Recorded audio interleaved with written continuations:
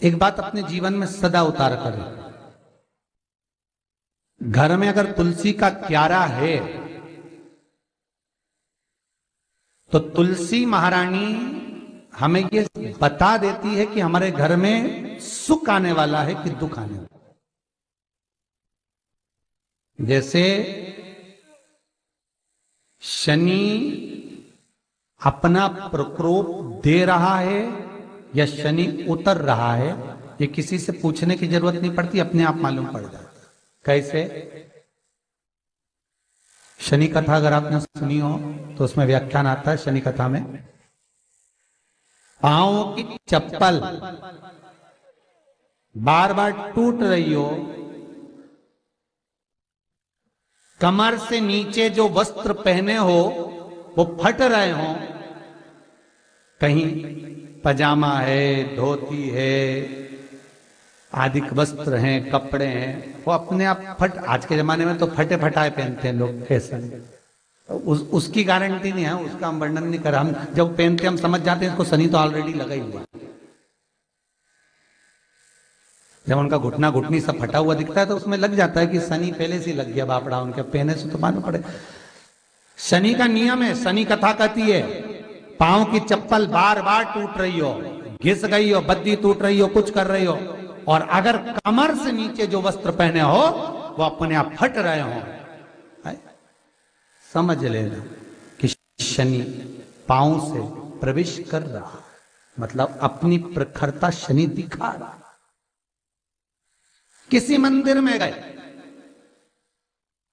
महाराज और वहां जाने पर चप्पल चली गई तो समझ लेना शनि की कुदृष्टि अब पड़ना बंद होना चालू हो गया।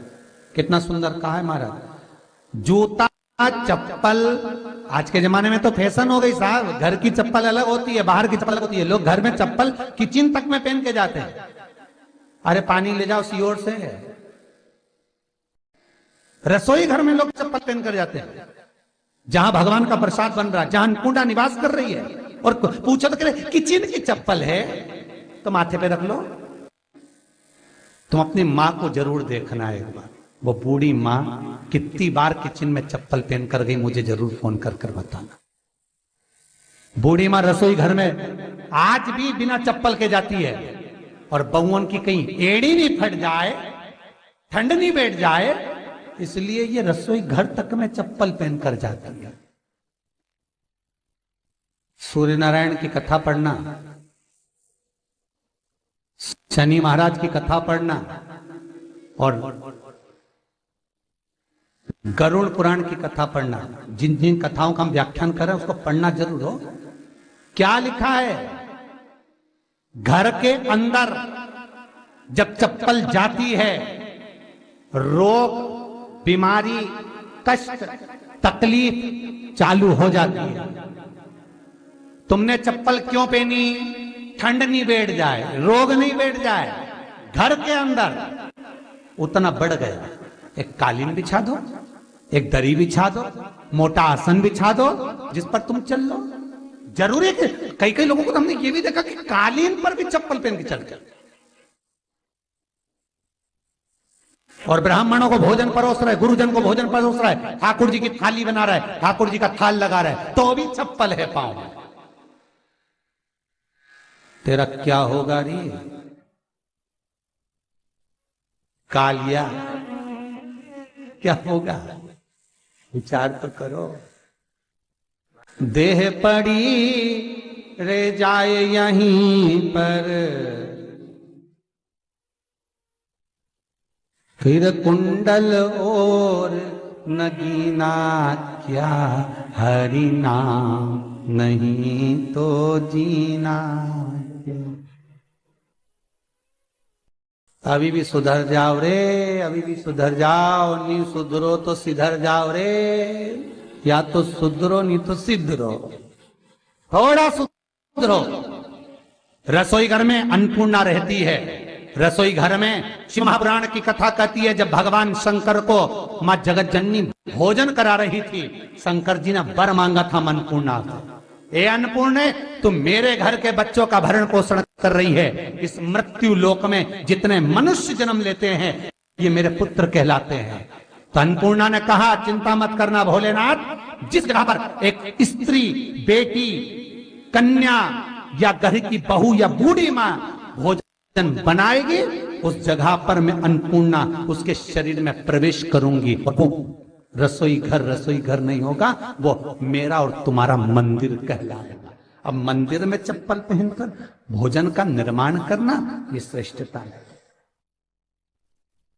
एक आसन पटक लो आप रसोई घर के अंदर, जिस आसन पे खड़े होकर आप भोजन बना लो, मोटा सा आसन रख लो, चप्पल की जरूरत ही नहीं। श्रीमद् भागवत कथा कर रही है, तुलसी का मात्र तो शनि अपनी दृष्टि बता देता है। शास्त्र कहता है जब घर के अंदर प्रवेश करने के, जब आप घर में प्रवेश करें तो एक कोने में चप्पल को उतार दें। बाहर जगह नहीं है तो घर के अंदर प्रवेश कर कर लेफ्ट में चप्पल को उतार दें, और 7 या 3 कदम के अंदर चप्पल उतर जाना चाहिए घर के अंदर में। और उसके बाद अगर चप्पल अंदर प्रवेश कर रही है तो राहु केतु शनि के साथ प्रवेश करते हैं, जिसके घर में बीमारी कभी पीछा नहीं छोड़ती। शनि कथा, सूर्य की कथा का स्मरण करिए, आपको मालूम है, पहचान हो जाता है। महाराज तुलसी बता देती है कि आपके घर की दशा क्या है। बार बार जल डालने के बाद भी तुलसी सूख रही है, बार बार आप पूजन कर रहे हैं, पाठ कर रहे हैं, तो भी तुलसी के दल सूख रहे हैं। तुलसी बता देगी कि तुम्हारे घर में तकलीफ आने वाली है, कष्ट आने वाला है, सूख रही है। किसी ने जरूर कुछ ना कुछ ऐसा है कि इसमें घर में कुछ तकलीफ आएगी, तुमने लगाया फिर सूखी, फिर लगाया फिर सूखी। तुलसा महारानी बता देती है कि कष्ट है। और जिस गमले की तुलसा घेर घमोर हो, फलित तो हो, आनंद में हो, तो उस घर में फिर दुख नहीं आता, समृद्धि खुद बढ़ती चली।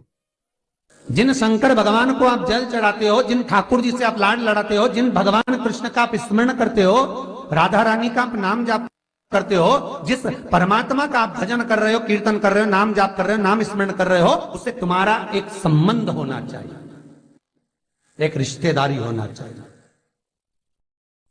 और उससे जब तुम्हारा कोई संबंध रहेगा, उससे जब तुम्हारी कोई रिश्तेदारी रहेगी, तो उस रिश्तेदारी में जैसे ही आपके प्राण छूटे, और छूटते से ही आप जब गए, तो जाते ही आप कहोगे कि कृष्ण से मेरा ये संबंध है, वो मेरा पुत्र, वो मेरा भाई, वो मेरा बेटा, वो मेरा सगा, वो मेरा रिश्तेदार, वो मेरा कुटुंबी, वो मेरा पुत्र। जब कहोगे तो तुरंत प्रवेश हो जाए। महाराज भगवान से संबंध होना चाहिए। कई लोग भगवान को सवेरे से रिझाने बैठते हैं तो भगवान को बनी बनाई बात कहते हैं, ये पाठ कर लो, ये पाठ कर लो, ये पाठ कर लो, ये स्तुति कर लो, सारा बना बनाया। तुमने अपने दिल से कौन सी स्तुति गाई? तुमने अपने दिल से कौन सा भगवान को निवेदन करा, कौन सा नमन करा? बस सवेरे उठना है, नहाना है, भगवान के सामने जाना है, भगवान को नहलाना है, कपड़े पहनाना है, अगरबत्ती लगाना है, थोड़ा सा शक्कर का भोग लगाना। इतने सारे देवी देवता, शंकर जी, राम जी, गणेश जी, सारे देवता, और 2 खुरमा लेके आए, 1 बालूशाही लेके आई, 2 मठरी लेकर आ गए, 1 मठरी लेकर आ गए, और भगवान को इतनी सी कटोरी में रख दिया। अब बोले, कई लोगों से पूछा, इतनी सी कटोरी में 1 मठरी, 1 खुरमा, और रोज मठरी खुरमा एक साथ नहीं रखती। वो तो आज दिन मठरी का भोग लगा दिया, कल खुरमे का लगाएगी, परसों गुजिया का, परसों पपड़िया का, कोई डब्बे में भरे भराए रखे, रख दिया। और 1 लड्डू रोज लगा देगी, इतना बड़ा। तो पूछा, इतना सा लड्डू और इतने सारे भगवान कैसे खाते होंगे? तो क्या भाव से। तो हमने कहा, तुम भगवान को क्यों? बहुत दुख